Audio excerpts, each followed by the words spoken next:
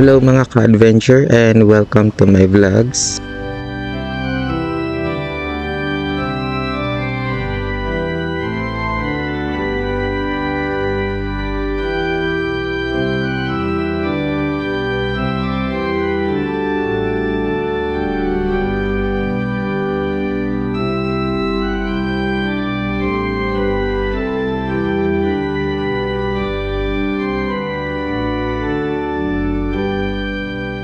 So mga ka-adventure, it's Palm Sunday o araw ng palaspas.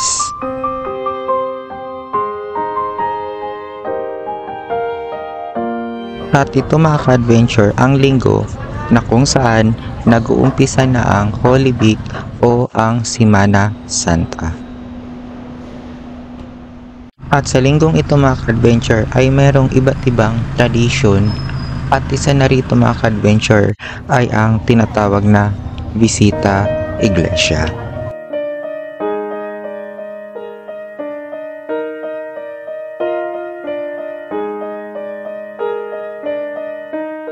Kaya naman for today's vlogs mga ka-adventure ay muli nating balikan ang 7 simbahan dito sa probinsya ng Bulacan at muli na rin nating balikan ang kani-kanilang mga kwento.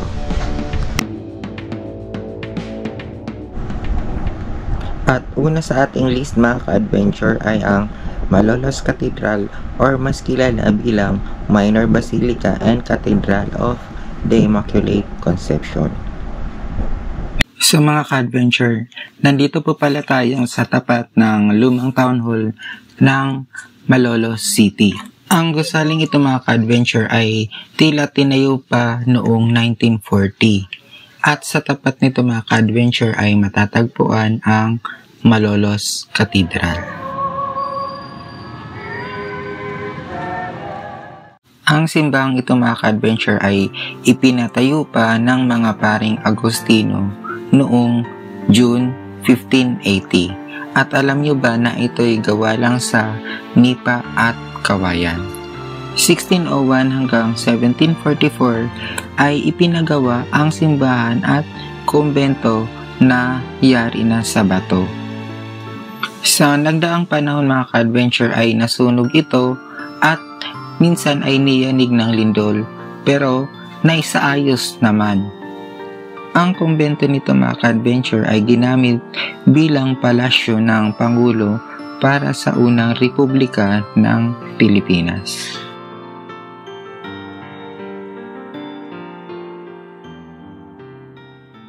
Alam niyo ba mga ka-adventure na ang punong ito ay century old na at ito ang kilalang Kalayaan Tree.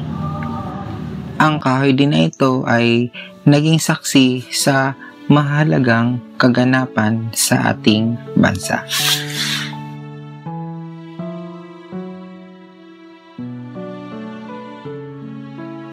Noong umusbong mga ka-adventure ang Philippine-American War ay iniutos ni President Aguinaldo kay General Antonio Luna na sunugin ang lugar na ito.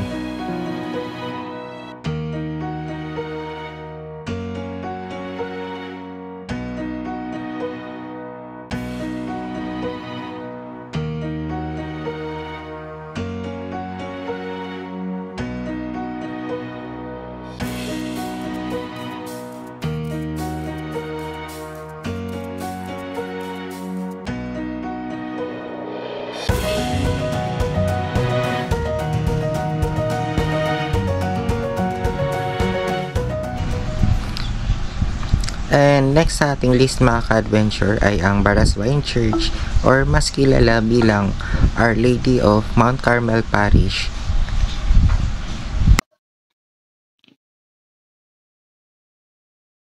So mga ka-adventure, nandito pa ako ngayon sa Baraswain Church dito sa Malolos, Bulacan.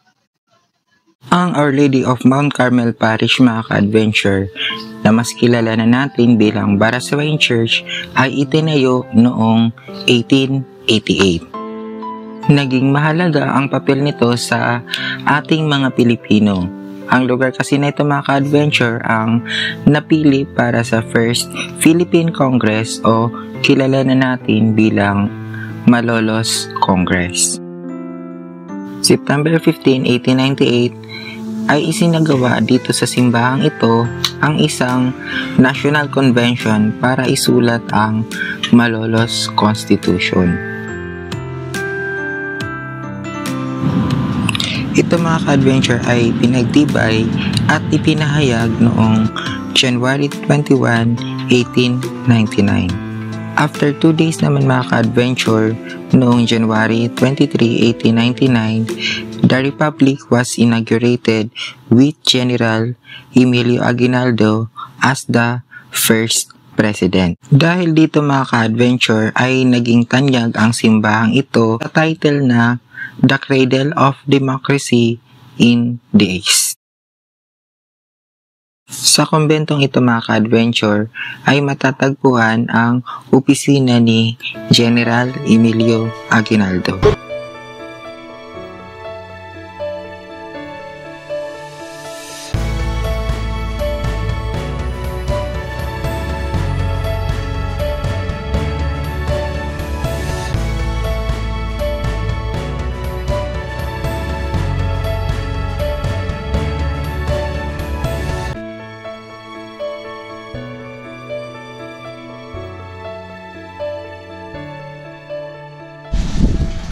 And pang number 3 natin mga ka-adventure ay ang St. Michael Parish na matatagpuan sa Marilao, Bulacan. Diba madali lang? Ang mga misyonary mga ka-adventure na galing sa Mikawayan, Bulacan ay nagtayo ng isang bisita or chapel dito sa lugar na ito. At naging patron saint mga ka-adventure ng lugar na ito ay si St. Michael Archangel. At sa kasalukuyan mga ka-adventure ay ito na po yung kinakatayuan ng mismong parish church ng bayan ng Marilao.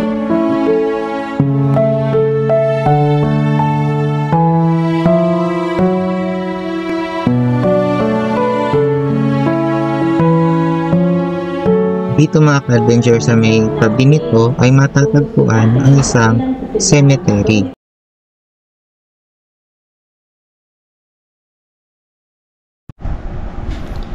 And pang-apat sa ating list mga ka-adventure ay ang St. Martin of Tours Parish Church na matatagpuan sa bayan ng Bukawe, Bulacan. At isa sa mga pupuntahan natin sa bayan ito mga ka-adventure ay ang kanilang parish church na mas kilala sa tawag na St. Martin of Tours Parish Church. Ito mga ka-adventure ay itinuturing na one of the oldest church in the province of Bulacan. Ang simbahang ito mga ka-adventure ay itinayo pa noong 1606 ng mga Franciscan missionaries. Ito rin po mga ka-adventure, ang dambana ng Holy Cross of Wawa, isang relic na gawa sa kahoy at itinuturing na miraculous ng mga devoto. And pang-lima sa ating mga ka-adventure sa ating list ay ang Santo Niño Parish na matatagpuan sa Bustos, Bulacan. Ang bayan ng Bustos mga ka-adventure ay nabuo dahil sa pangyayari noong 1860, isang maulan na linggo na kung saan tinatawid ng mga taga Bustos, Bulacan itong Angat River na malakas yung current noon at dahilan dito ay tumaob ang kanilang sinasakyang balsa. Kasama sa nawala mga ka-adventure ang ilang mga taga Bustos at kasama nilang mga bata na kung saan bibinyagan sana sa araw na iyon.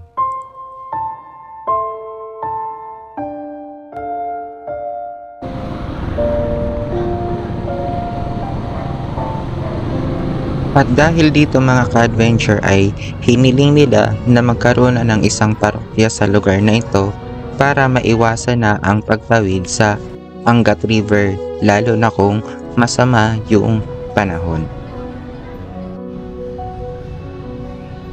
Noong May 28, 1866 ay naging ganap na bayan na ang Bustos at nagkaroon na ng sariling parokya. Santo Niño mga ka-adventure or Holy Child Jesus ang naging patron saint ng lugar na ito in honor sa mga nawalang sanggol noong 1860.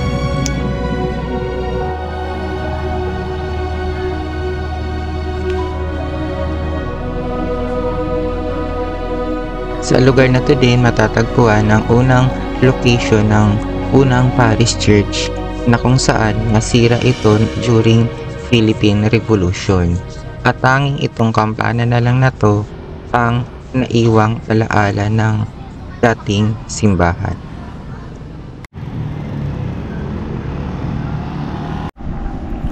And pang-anim sa ating list mga ka-adventure ay ang Diocesan Shrine and Parish of Nuestra Señora de la Salvación or kilala natin bilang Bulacan Parish Church na matatagpuan sa Bulacan, Bulacan.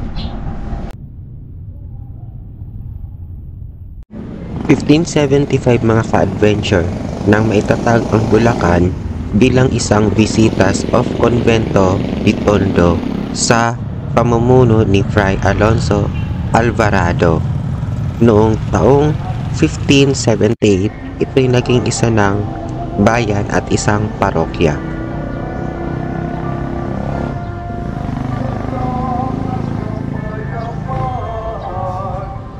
Ang Parish Church mga ka-adventure ng Bulacan, Bulacan na mas kilala natin bilang Our Lady of Assumption Parish ay ang pangalawa sa pinakamatandang simbahan dito sa province of Bulacan. 1812 mga ka-adventure ay ang unang tala na kung saan ito'y muling isinaayos or itinayo ulit after nitong masira during British invasion noong 1762.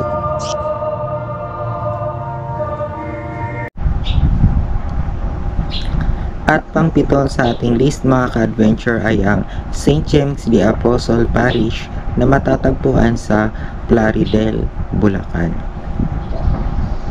Ang bayan po pala mga ka-adventure ng Plaridel ay mas kilala noong panahon ng mga Kastila at panahon ng mga Amerikano bilang bayan ng Inga. Pero mga ka-adventure noong 1581, ang lugar daw na ito ay tinatawag noon na Binto bago pa man ito madiscover noong mga Augustinian friars.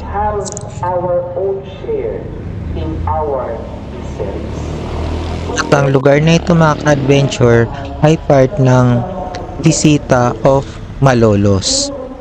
April 27, 1602 mga ka-adventure, ang lugar ng Kinga ay naging isa ng ganap na bayan. At noong April 30, 1605 naman mga ka-adventure ay naging isa na itong ganap na parokya. Sa lugar na ito, dito di umano itinayo itong unang parish church na inabot ng 15 years bago matapos.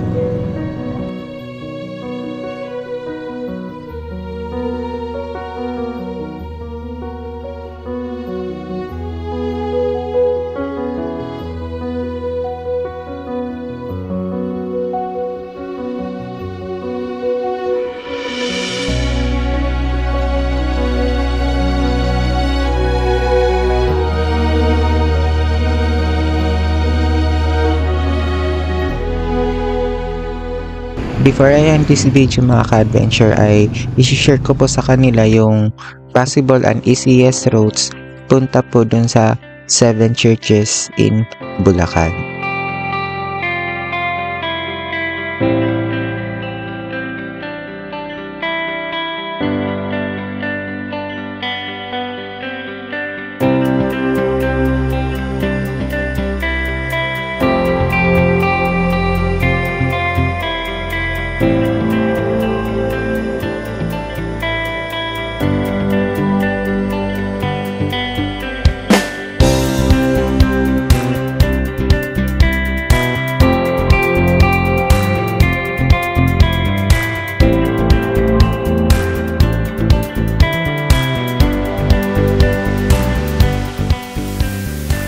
lang, that's all for this vlogs mga ka-adventure, and thank you for watching and see you on my next video.